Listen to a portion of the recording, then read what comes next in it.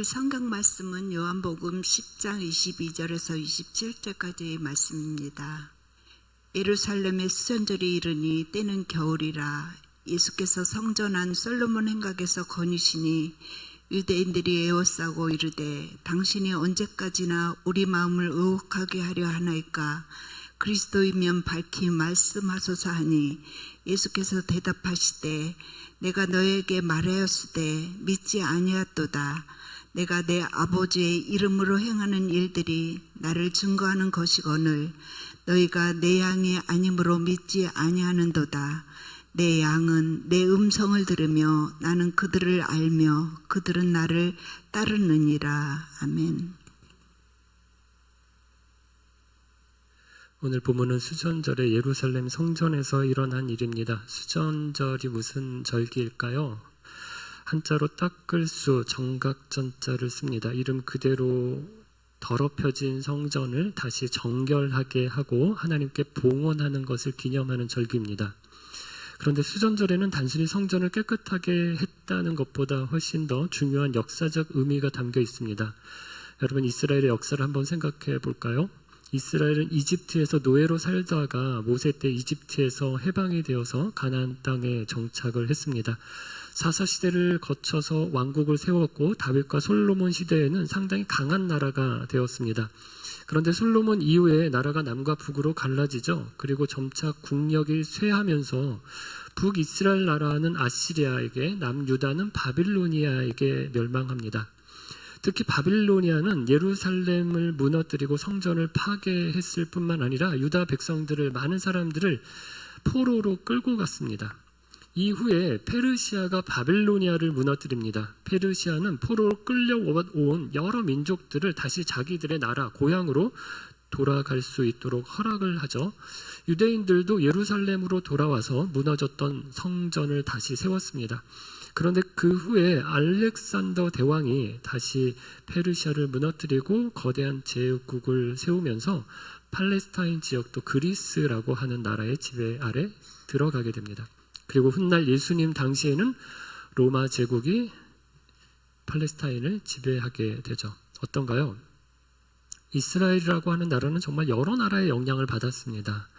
이집트에서 나왔습니다. 우여곡절 끝에 나라를 세웠지만 금방 나라가 둘로 갈라지고 아시리아에게 그리고 바빌로니아에게 차례로 멸망당했습니다.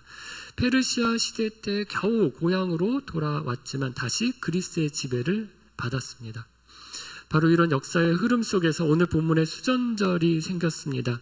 기원전 2세기경, 예수님 오시기 2세기경 전 그리스 셀루쿠스 왕조의 안티오쿠스 4세 에피파네스라고 하는 왕이 있었습니다. 이 안티오쿠스는 유대인들을 심하게 억압을 했는데 단순히 그저 정치적으로만 지배하는 것에서 그치지 않고 유대 민족의 신앙과 종교적인 전통까지 다 말살하려고 했습니다. 특히 유대인들이 가장 성스럽게 거룩한 곳으로 생각하는 예루살렘 성전이 안티오쿠스가 바로 그 성전을 모독했습니다. 성전에 제우스 신상을 세우고 유대인들이 부정하게 여기는 짐승이죠. 돼지를 잡아서 제물로 바쳤습니다. 성전을 더럽힌 거죠. 유대인들로서는 도저히 참을 수 없는 지경이 되었습니다. 나라를 빼앗긴 것도 서러운데 이제는 하나님을 섬기는 신앙까지 빼앗으려고 했던 것입니다. 그것도 자신들이 가장 거룩하게 여기던 성전을 더럽혔던 것이죠. 결국 유대인들이 저항하기 시작했습니다. 마따디아에게서 시작된 저항 운동을 그의 아들 유다 마카비라고 하는 사람이 이어받았습니다. 그리고 마침내 그리스를 몰아내고 기원전 164년 예루살렘 성전을 되찾았습니다.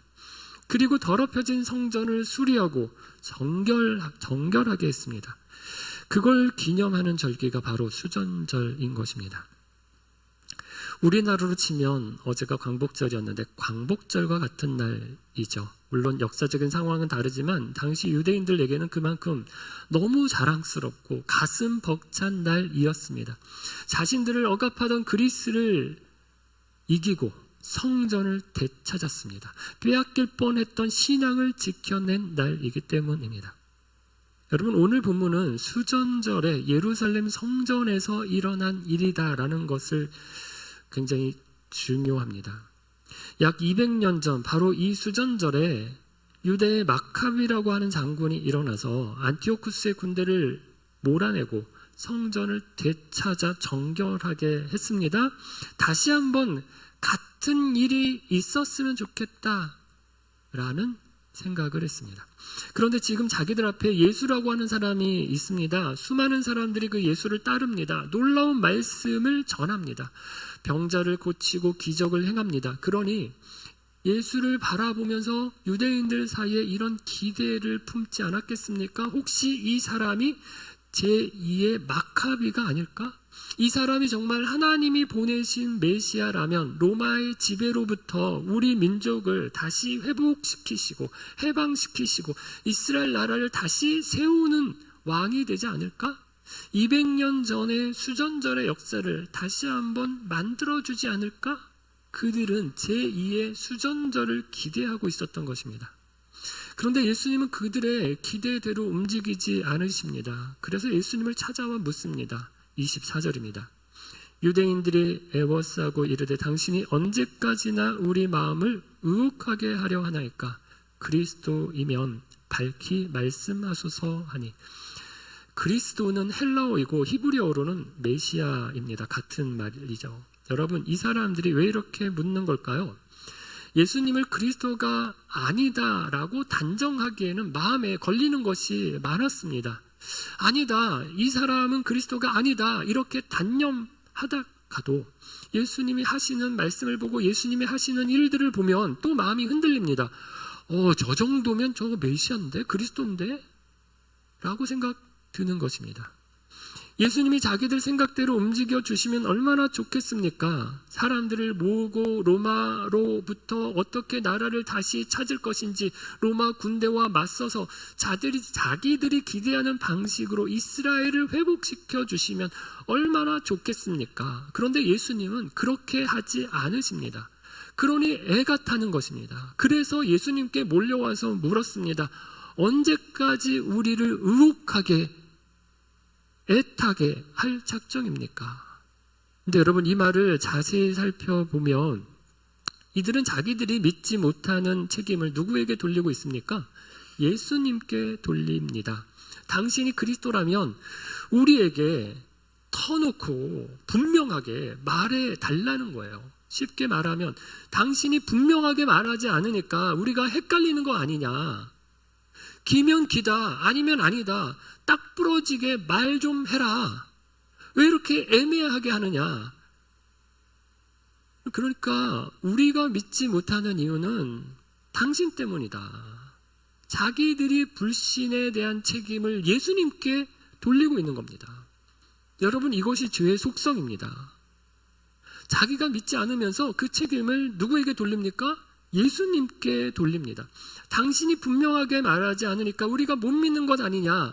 자기 안에 있는 문제를 인정하지 않고 다른 사람에게 책임을 전가하는 것입니다. 그런데 이런 모습은 오늘 본문에 유대인들에게서 처음 나타난 게 아닙니다.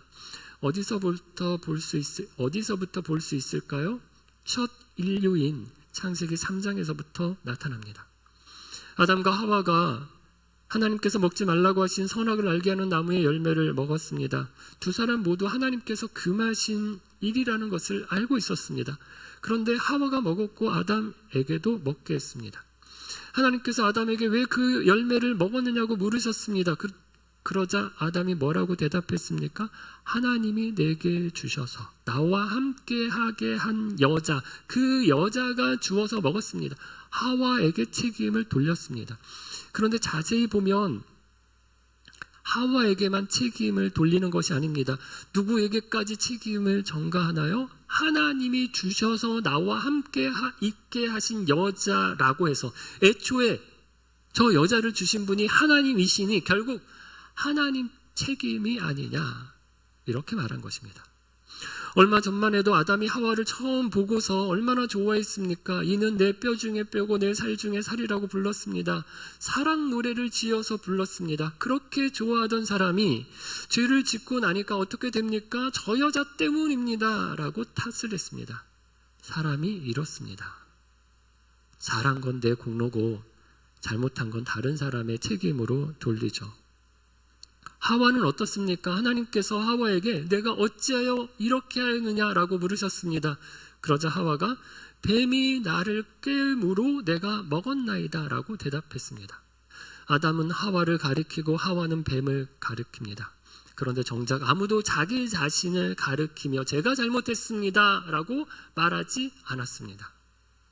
여러분, 중요한 것이 이것입니다.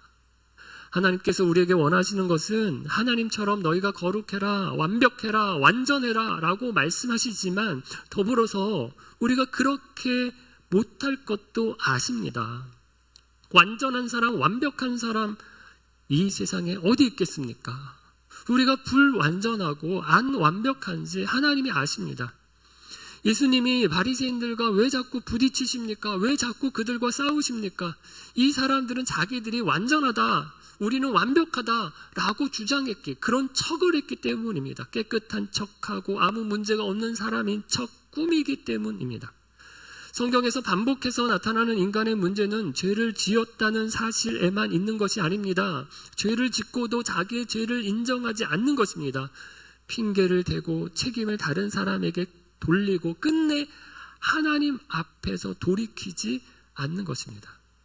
예수님이 우리에게 요구하시는 것은 인정하라는 것입니다. 제가 잘못했습니다. 제가 죄인입니다. 주님의 은혜가 필요합니다. 인정하는 것입니다. 중독자들이 치료센터에 들어가서 제일 먼저 하는 것이 이거라고 합니다. 나는 알코올 중독자입니다. 나는 마약 중독자입니다. 이걸 인정하는 것이 치료의 시작이라는 말을 들은 적이 있습니다. 이걸 인정하지 않으면 치료가 안 된다는 것입니다. 예수님 당시 유대인들은 자기들이 믿지 못하는 이유를 예수님 탓으로 돌렸습니다. 당신이 분명하게 말하지 않으니 우리가 못 믿는 거 아니냐. 당신이 정말 그리스도라면 분명하게 말해라 라고 다그친 것입니다. 오늘도 비슷한 말을 하는 사람들이 있습니다.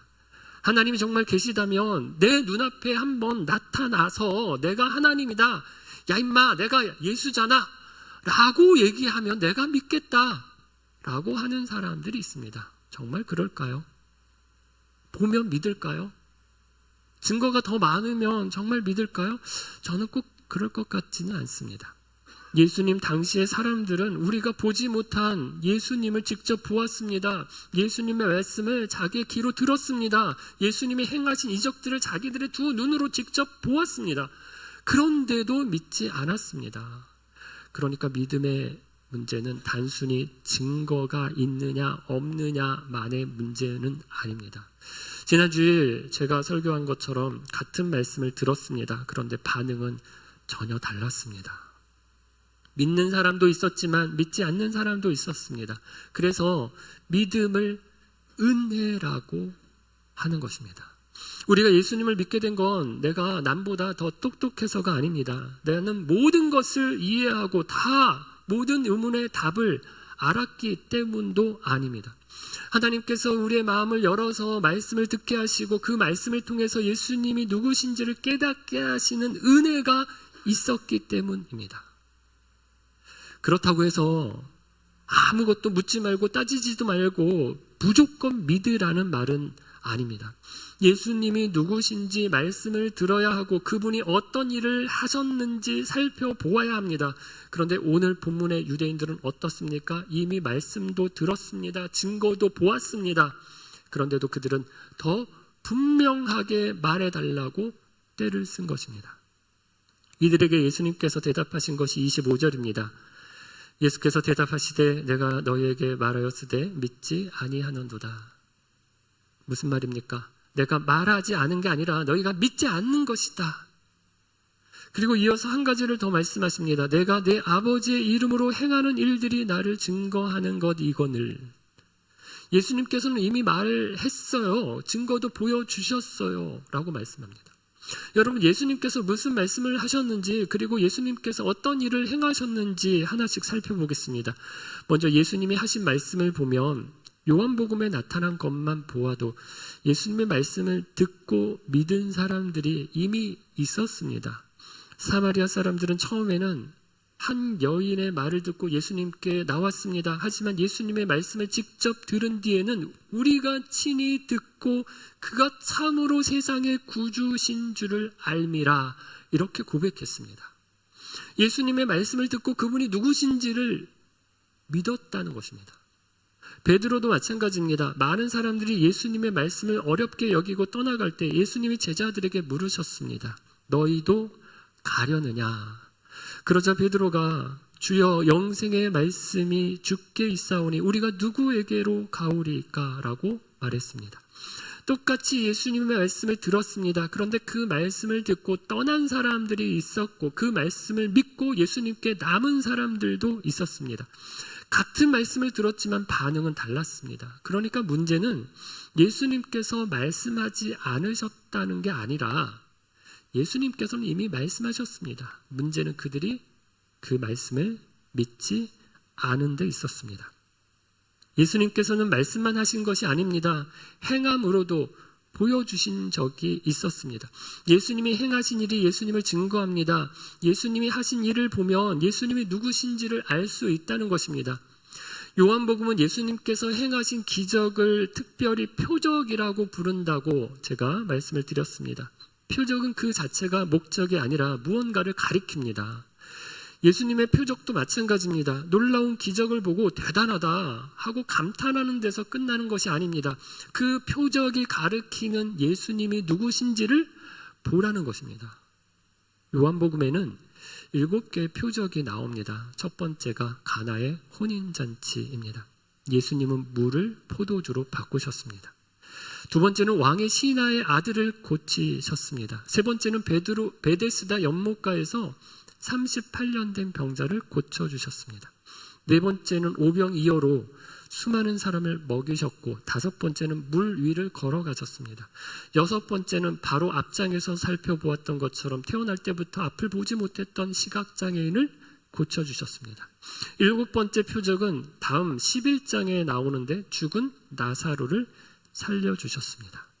여러분, 이것만 있는 것이 아닙니다. 요한복음에는 7개의 표적이 나오지만 다른 복음서를 읽어보면 많은 예수님이 행하신 이적들이 나옵니다.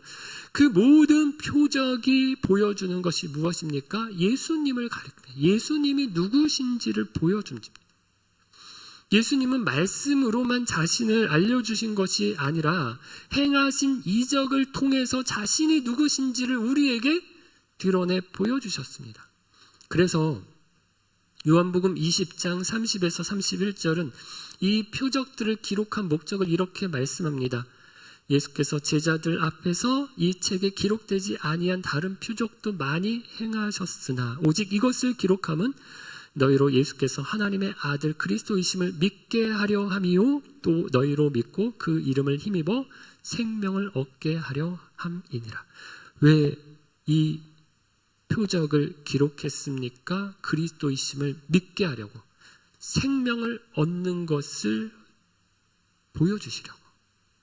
요한복음 21장 25절에서도 이렇게 말씀합니다. 예수께서 행하신 일이 이 외에도 많으니 만일 하나하나 기록된다면 이 세상이라도 이 기록된 책을 두기에 부족할 줄 아노라. 이것으로 충분하다는 것입니다. 그런데도 유대인들은 왜 분명하게 말하지 않습니까? 라고 말했습니다. 그러자 예수님께서는 나는 이미 말했다. 내가 행한 일들이 나를 증언한다 라고 말씀하셨습니다. 문제는 증거가 부족한 데 있지 않습니다. 더 많은 증거가 필요한 게 아니었습니다. 문제는 그 증거가 가리키고 있는 예수님을 받아들이지 않는 데 있었던 것입니다. 그러면 이 사람들은 왜 믿지 않았을까요? 26절입니다. 너희가 내 양이 아니므로 믿지 아니하는도다. 예수님께서 다시 목자와 양의 이야기로 돌아가십니다. 그리고 27절에서 이렇게 말씀하십니다. 내 양은 나의 음성을 들으며 나는 그들을 알며 그들은 나를 따르느니라. 여러분, 예수님의 양에게 두 가지 특징이 있습니다. 예수님의 음성을 듣습니다. 그리고 예수님을 따릅니다. 아직 예수님을 믿지 못하는 분이 계시다면 이런 질문이 있을 수 있습니다. 하나님이 정말 계신가? 예수님이 정말 하나님 아들이신가? 성경에 기록된 일들이 정말 사실인가? 그런 질문을 가지고 있다면 예수님의 말씀을 한번 들어보시기 바랍니다. 어떤 편견 없이 복음서를 읽어보시기 바랍니다. 예수님께서 어떤 말씀을 하셨는지, 그분이 행하신 일이 무엇인지를 알아보기를 바랍니다. 이미 나는 예수님을 믿는다고 고백하는 분들은 27절 마지막 말씀에 주목하기를 바랍니다. 그들은 나를 따르느니라. 예수님의 양이라면 예수님을 따릅니다. 믿는다는 것은 예수님이 하나님의 아들이심을 고백하는 것으로 끝나지 않습니다. 예수님이 나의 죄를 위해서 십자가에 달려서 죽으시고 다시 살아나셨다라는 사실을 인정하는 것으로 믿음이 완성되는 것이 아닙니다. 아니, 이것은 믿음의 시작입니다. 믿음의 출발입니다.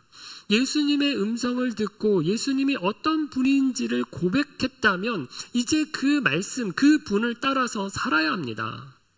믿음은 듣는 데서 시작하지만 따르는 데까지 나아가야 합니다.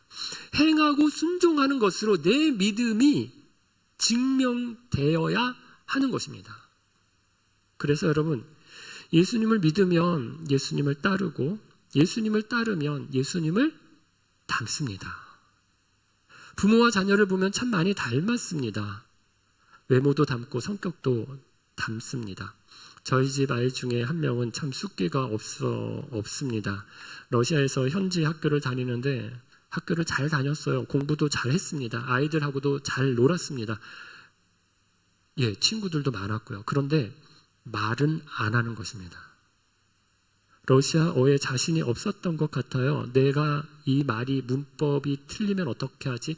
내 이 말이 발음이 이상하면 어떻게 하지? 애들이 놀리는 것 아니야? 그런 걱정이 있어서 그랬는지 아예 입을 닫고 학교를 다녔습니다.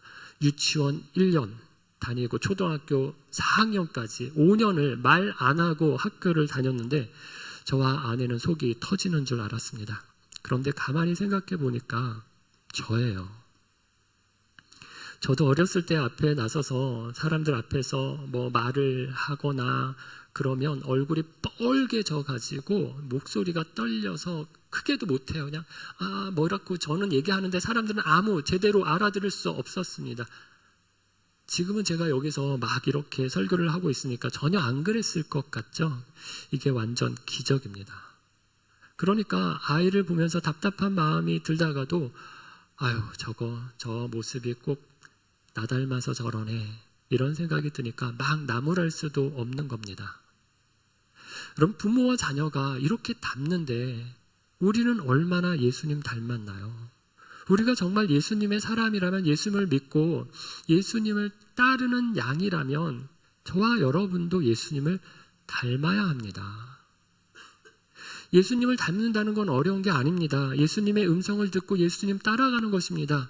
예수님께서 사랑하시는 것을 보면서 사랑을 배우고, 예수님께서 용서하시는 것을 보면서 용서를 배우고, 예수님께서 낮아지시고 예수님께서 섬기는 것을 보면서 낮아지고 섬기는 것을 배우는 것입니다. 예수님의 말씀을 듣고 그분을 따라서 한 걸음 한 걸음 가다 보면 우리의 생각이 달라집니다. 우리의 선택이 달라집니다. 우리의 삶의 모습이 닮아집니다. 히브리서 11장에 나오는 믿음의 사람들도 그랬습니다. 노아는 하나님의 말씀을 듣고 방주를 지었습니다. 아브라함은 하나님의 부르심을 듣고 본토, 친척, 아비 집을 떠나서 하나님이 부르시는 곳으로 향했습니다. 모세는 하나님의 백성과 함께 고난받는 길을 선택했습니다. 그들의 믿음은 마음속에서만, 생각 속에서만 끝난 것이 아니었습니다. 들은 말씀이 삶이 되었습니다. 여러분, 믿음의 사람들은 말씀을 듣기만 한 사람들이 아니었습니다. 들었고 믿었고 움직였습니다. 말씀을 들었기 때문에 선택이 달라졌습니다. 말씀을 믿었기 때문에 삶의 방향이 달라졌습니다. 예수님께서 오늘 우리에게도 말씀하십니다. 내 양은 내 음성을 듣는다. 내 양은 나를 따른다. 예수님을 믿는다는 것은 예수님에 대해서 많이 아는 것을 얘기하는 게 아닙니다. 예수님은 하나님의 아들이십니다. 예수님은 그리스도십니다. 라고 고백하는 데서 끝나는 것도 아닙니다. 예수님의 음성을 듣고 그 말씀 때문에 내 선택과 내 삶의 방향을 바꾸어서 예수님을 따라가는 것입니다. 그것이 예수님으로 살아가는 믿음입니다. 사랑하는 빛소금 가족 여러분, 오늘 본문의 유대인들은 자기들이 원하는 그리스도를 기대했습니다. 로마에서 해방시켜주고 이스라엘 나라를 회복시켜줄 제2의 마카비 같은 그리스도를 기대했습니다. 제2의 수전절이 나타날 거다라고 원했습니다. 그런데 예수님께서는 그들의 기대대로 움직이지 않으셨습니다. 오히려 내 양은 나를 따른다고 말씀하셨습니다. 여러분, 믿음은 예수님을 내가 원하는 길로 끌고 가는 게 아닙니다. 믿음은 예수님 가시는 길을 내가 따라가는 것입니다. 아직 예수님을 믿지 못하고 계신 분이 있다면 더 분명한 증거만 기다리지 말고 예수님이 우리에게 주신 말씀을 들어보십시오. 예수님께서 무엇을 말씀하셨고 어떤 일을 행하셨는지를 살펴보십시오. 그리고 우리를 사랑하셔서 자신의 생명까지 내어주신 예수님께 마음을 열어보시기를 바랍니다. 이미 예수님을 믿고 예수님을 주인으로 고백하는 분은 자신에게 물어보십시오. 나는 정말 예수님을 따르고 있는가? 예수님을 믿는다고 입으로 고백하는 데서 멈추지 말고 그분의 음성을 듣고 그분을 따라서 살기 힘쓰기를 바랍니다. 교회를 20년, 30년 다녀도 삶이 변하지 않으면 예수님을 따르는 사람 아닙니다. 예수님을 닮은 사람 아닙니다. 예수님의 양이 아닙니다. 내가 가고 싶은 길로 예수님을 끌고 가지 말고 예수님께서 가시는 길을 내가 따라가십시오. 예수님은 내 뜻을 이루어 주시는 산신령이나 옥황상제가 아닙니다. 예수님은 내 삶을 다스리시고 인도하시는 주인이십니다. 선한 목자이십니다. 그분의 음성을 듣고 그 말씀에 순종하고 그분의 길을 따라가면서 점점 예수님을 닮아가기를 바랍니다. 내 양은 나의 음성을 듣고 나는 그들을 알며 그들은 나를 따르느니라. 이 말씀처럼 우리를 가장 잘 아시는 우리 예수님 믿고 예수님 따라가는 저와 여러분 되기를 주의 이름으로 축원합니다. 함께 찬양 드리겠습니다.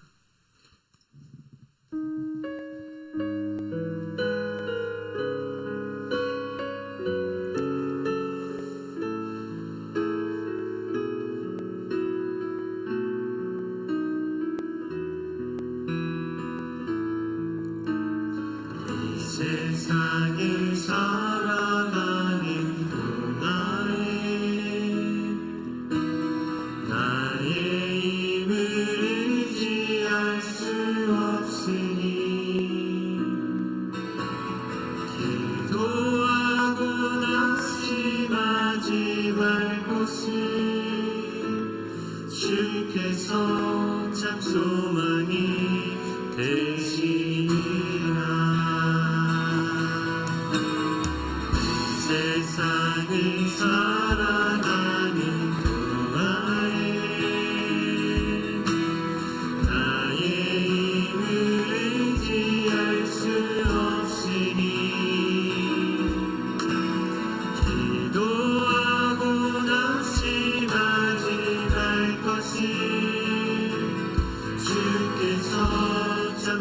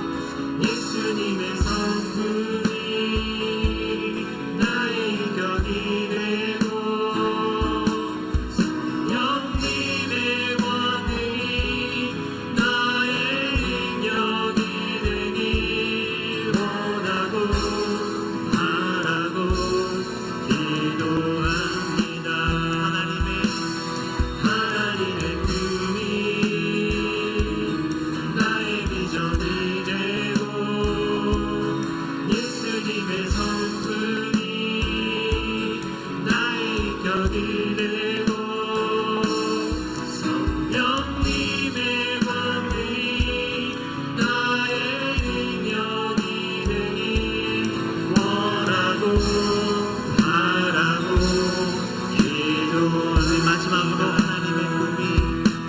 하나님의 꿈이 나의 비전이 되고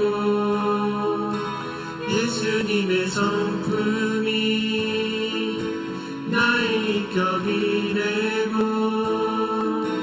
성령님의 권능이 나의 능력이 되길 원하고 바라고 기도합니다.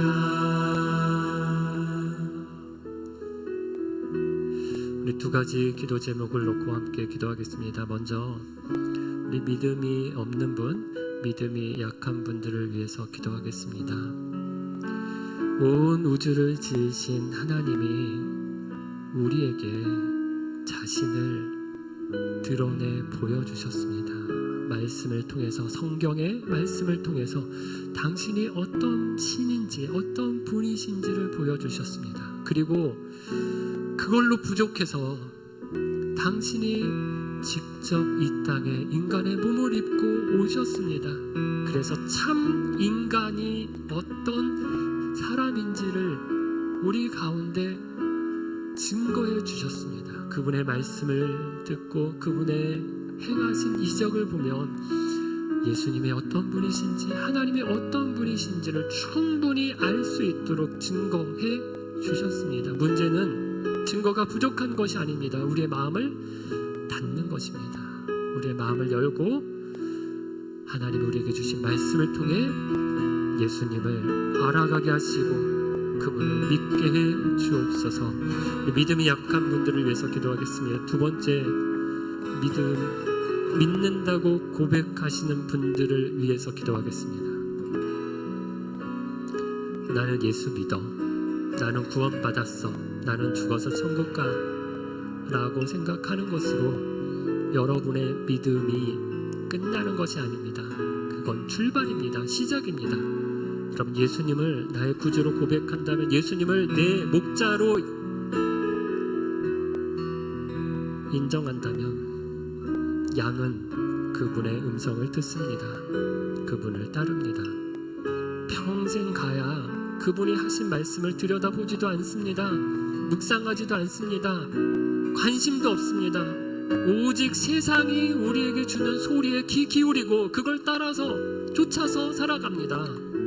세상 사람들이 하는 방식대로 생각하고 말하고 행동하고 세상의 흐름을 맞춰서 살아갑니다. 그러면서 내가 구원받았다고, 내가 예수님을 믿는다고 말하는 것은 거의 가짜에 가깝습니다. 예수님의 음성을 듣고 그분을 따라서 살아서 그분을 닮아가겠습니다. 나의 생각과 나의 말과 나의 표정과 나의 삶이 예수님 닮아가기를 원합니다. 완전하고 완벽하지는 못하지만 그렇게 따라가려고, 닮아가려고 힘쓰고 애쓰게 해 주옵소서. 예수님의 꿈을 나의 비전으로 삼게 하시고 예수님의 성품을 나의 인격이 되게 하시고 성령의 권능을 따라서 능력 있는 삶을 이 세상에서 살아갈 수 있도록 주님 도와주옵소서. 우리 두 가지 기도 제목 생각하면서 함께 기도하겠습니다.